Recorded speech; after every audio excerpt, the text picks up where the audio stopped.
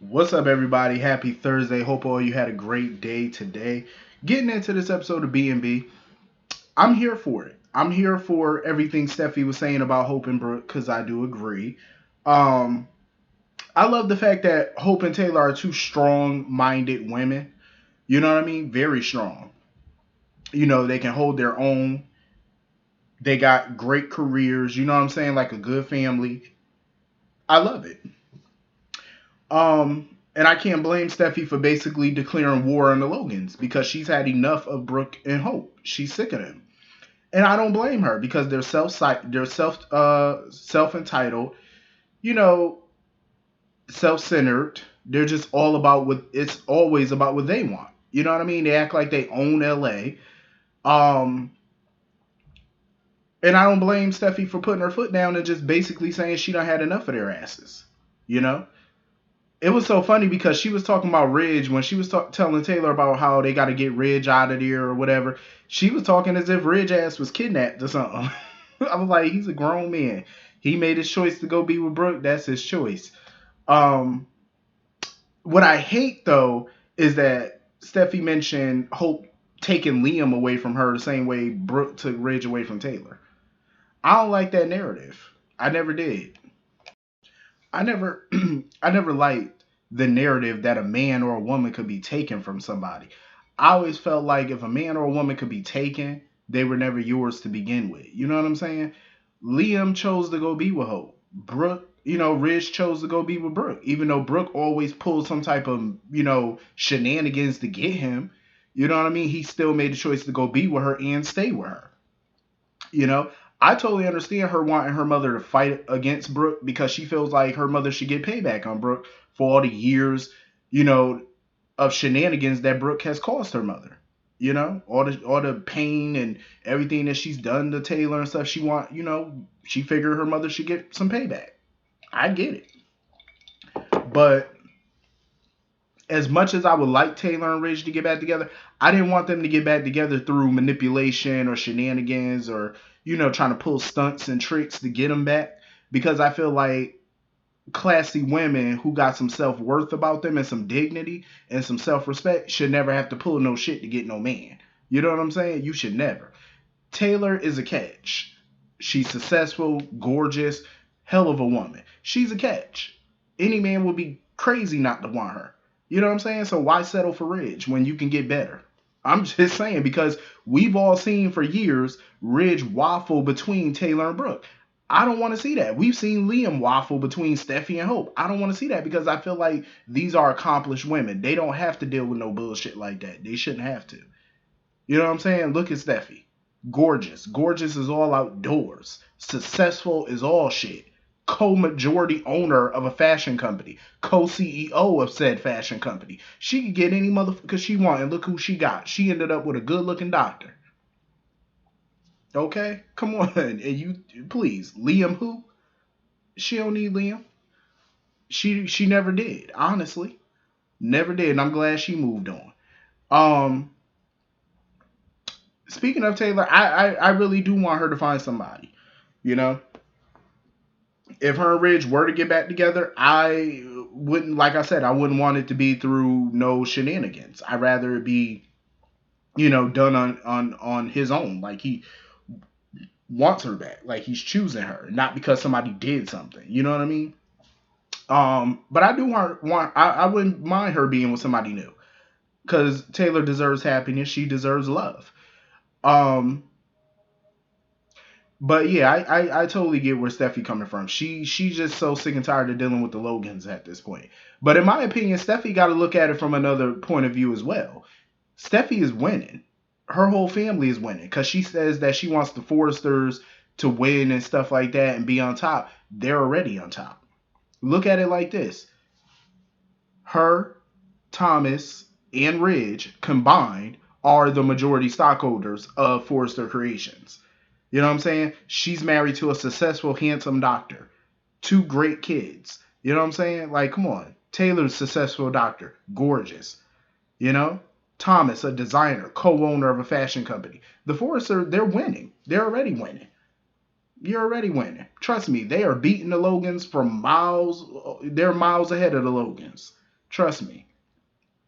All of them have talent. You know what I'm saying? Like Brooke, what does she do? I'm not saying she's stupid or nothing like that because, 20 some odd years ago, she did create a nice formula that brought in millions of dollars.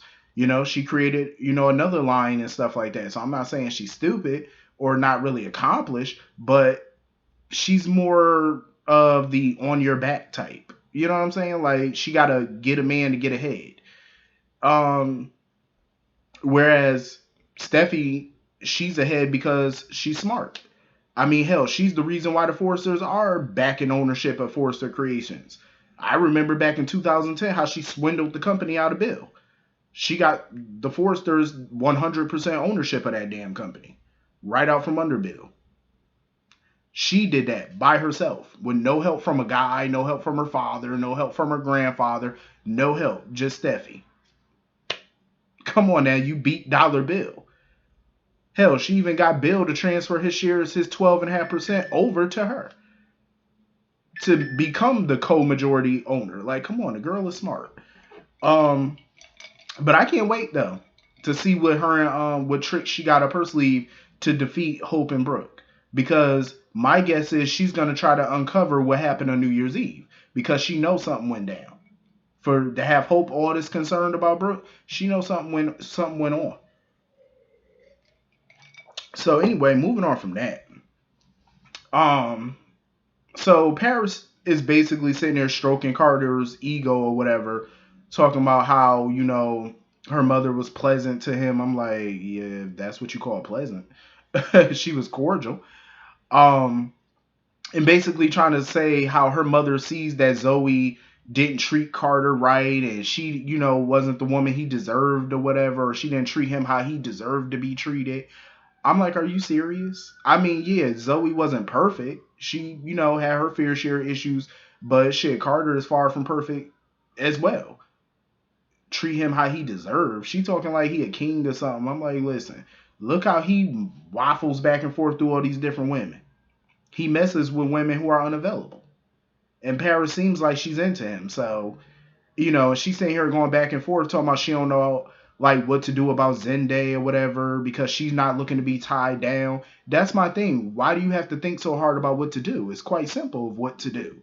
Sit him down, tell Zende how you feel. Tell him that you're not ready for a serious relationship right now. You're not looking to be tied down to anybody. Let him, it's called open up your mouth. But I got a feeling she's not going to do that. She's just going to keep stringing him on because she claims she doesn't want to lead him on. Well, usually when you don't want to lead a person on, you open up your mouth and tell them how you feel. I'm just saying, like, talk. That's what grown people do. That's how grown people handle their shit. But I got a feeling she's going to mess around. Her and Carter going to keep, making these googly eyes at each other, and one thing going to lead to another. And before you know it, her panties are going to be on the floor, and they're going to be getting it in. And of course, she probably be like, "Oh, I don't want Zende to know." And eventually, Zende probably gonna find out, cause that's the mo. And it looks like it's going in that direction. You know what I'm saying? Like, open up your mouth and just tell the boy. It's that simple. You're not ready.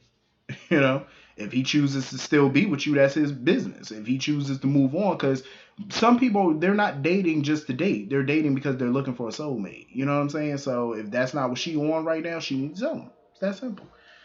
Um. So anyway, moving on from that, Hope is still trying to get answers out of Brooke about why Deacon went MIA and what happened and stuff like that, and why Brooke did a complete 180 about him being in the house or whatever.